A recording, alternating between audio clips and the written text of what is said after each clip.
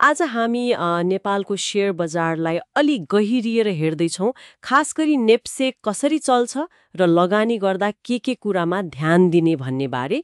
स्रोतहरू त छन् हामीसँग, तर आजको छलफल चाहिँ अलि व्यावहारिक पक्षमा केन्द्रित गरौँ न। हो, एकदमै आधारभूत कुराहरू त धेरैलाई थाहै होला। आज हामी अलि भित्र पसेर नेप्सेको संरचना अनि कारोबार गर्दा ख्याल गर्नुपर्ने केही सूक्ष्म कुराहरू र स्रोतले दिएका सुझावहरूको मर्म बुझ्ने कोसिस गरौँ। जस्तो नेप्से नेपालको एकमात्र स्टक एक्सचेन्ज होइन, 1993मा स्थापना भयो, सेबनले नियमन गर्छ। यो त भयो तथ्य, तर एउटै एक्सचेन्ज हुनु र एउटा नियामक हुनुको वास्तविक महत्व के होला? स्रोतले के भन्छ? स्रोतले सेबनको भूमिकालाई भनेको निष्पक्ष र पारदर्शी कारोबार गराउने भनेर जोड दिएको छ। अब एउटै एक्सचेन्ज र बलियो नियामक हुँदा कम्तीमा सिद्धान्तमा त लगानीकर्ताको विश्वास बढ्छ अनि बजार व्यवस्थित हुन्छ, नियम पनि एउटै हुन्छ सबैलाई। त्यो महत्त्वपूर्ण पक्ष हो। हो नि। अब शब्दावलीमा जाउँ, शेयर, आइपिओ, दोस्रो बजार, यी शब्दहरू त सुनिएकै हुन्। तर आइपिओ र दोस्रो बजारको सम्बन्ध कस्तो हुन्छ? जस्तो आइपिओमा शेयर पर्यो अनि दोस्रो बजारमा जाँदा त्यसको भाउ कसरी निर्धारण हुन्छ, केही सङ्केत छ स्रोतमा? स्रोतले आइपिओलाई त कम्पनीले पहिलो पटक पैसा उठाउने तरिका भन्यो। दोस्रो बजार चाहिँ जहाँ नेप्से मुख्य रूपमा सक्रिय हुन्छ, त्यो चाहिँ लगानीकर्ताले आपसमा किन्ने बेच्ने ठाउँको हो। मूल्य कसरी निर्धारण हुन्छ भन्ने जटिल प्रक्रिया त स्रोतले भनेको छैन, तर आधारभूत कुरा त त्यही माग र आपूर्ति नै हो। माग र आपूर्ति? हो। नेपालमा आइपिओबाट दोस्रो बजारमा शेयर आउँदा सुरुका दिनमा त खै अलि बढी नै माग देखिने चलन छ नि। त्यो त देखिन्छ। अनि यो किनबेच गर्न ब्रोकर चाहियो, 50 भन्दा बढी छन् रे। यति धेरै ब्रोकर हुँदा फाइदा के होला? प्रतिस्पर्धा बढ्छ कि सेवा फरक हुन्छ? काई स्रोतले संख्या त भन्यो, तर त्यसको असरबारे चाहिँ खासै बोलेको छैन। सैद्धान्तिक रूपमा त धेरै भएपछि प्रतिस्पर्धा हुनुपर्ने हो। त्यसले शुल्क घटाउन, सेवा सुधार्न मद्दत गर्नुपर्ने। तर व्यवहारमा कस्तो छ त्यो त अब लगानीकर्ताको अनुभवले बताउँला। ठिक हो। अनि डिम्याट खाता, त्यो त अब नभई नहुने भइसक्यो। डिम्याट र सिडिएससीले त पुरै प्रणालीलाई डिजिटल बनाइदियो नि। शेयरहरू अब कागजमा होइन, खातामा हुन्छ। एकदमै आवश्यक छ यो। हो। स्रोतले लगानी सुरु गर्ने प्रक्रिया पनि बताएको छ।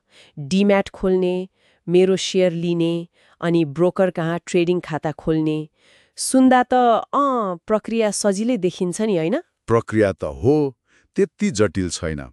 तर खाता खोलेर मात्र भएन। स्रोतले केमा जोड दिएको छ भने बजार घटबढ भइरहन्छ, त्यो बुझ्नु पर्यो। अनि हल्लाको पछि लाग्नु भएन। आफैले अलिअलि भए पनि बुझ्नु पर्यो, अनुसन्धान गर्नु पर्यो। आफ्नै अनुसन्धान हो। अनि दीर्घकालीन सोच राख्नु पर्यो। मेरो शेयर, नेप्सेको एप, कम्पनीका रिपोर्टहरू, यस्ता साधन प्रयोग गर्न सकिन्छ भनिएको छ। तर सबैभन्दा मुख्य कुरा के हो भने जति जोखिम लिन सकिन्छ त्यति मात्रै लगानी गर्ने। यो चाहिँ एकदमै महत्त्वपूर्ण। एकदमै। अब नेप्से सूचकको कुरा गरौँ। यसले त बजार कता गइरहेको छ देखाउँछ, तर यो सूचक मात्र हेरेर लगानी गर्नु कतिको ठिक होला? सूचकले त समग्र बजारको ऐना जस्तो काम गर्यो। बजार बढ्यो कि घट्यो भन्ने थाहा हुन्छ, तर त्यो एउटा नम्बर मात्रै हेरेर त लगानीको निर्णय लिनु अलि जोखिमपूर्ण हुन्छ। किन होला? किनभने त्यसले त सबै कम्पनीको औसत अवस्था देखाउँछ।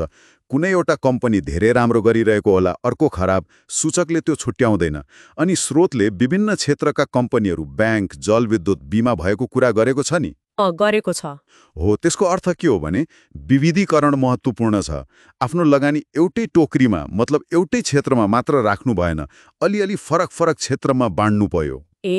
जोखिम कम गर्नलाई। ठ्याक्कै। एउटा क्षेत्र डुब्दा अर्कोले थाम्न सक्छ नि, जोखिम व्यवस्थापन हुन्छ।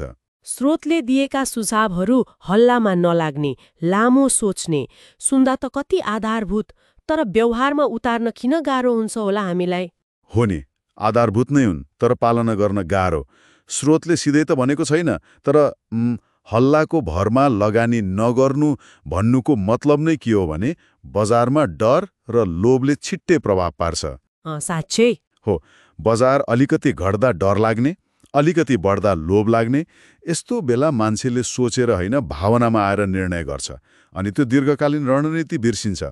त्यसैले यी आधारभूत कुरालाई नै खै निरन्तर सम्झिरहनु र पालना गर्नु चाहिँ चुनौती हो। त्यसो भए आज हामीले स्रोतहरूलाई केलाउँदा नेप्सेको संरचना, कारोबार प्रक्रिया र अझ महत्त्वपूर्ण कुरा लगानी गर्दा चाहिने अनुशासन, विविधीकरण र हल्लाबाट बच्ने जस्ता गहन विषयमा पनि छलफल गर्यौं। हो, र अन्त्यमा एउटा प्रश्न छोडेर जाउँ न त। स्रोतहरूले बजार कसरी प्रवेश गर्ने, के आधारभूत अनुशासन चाहिन्छ भने, तर यी प्राविधिक कुरा र अनुशासन बाहेक अरू के होला, जस्तो बजारलाई गहिरोसँग बुझ्ने क्षमता वा आर्थिक विश्लेषण गर्ने सिप अथवा आफ्नै भावनालाई नियन्त्रण गर्ने खुबी, यस्ता कुन अतिरिक्त गुणले चाहिँ लगानीकर्तालाई दीर्घकालीन रूपमा साँच्चै सफल बनाउँछ होला? यसमा सोच्नुपर्ने पो हो कि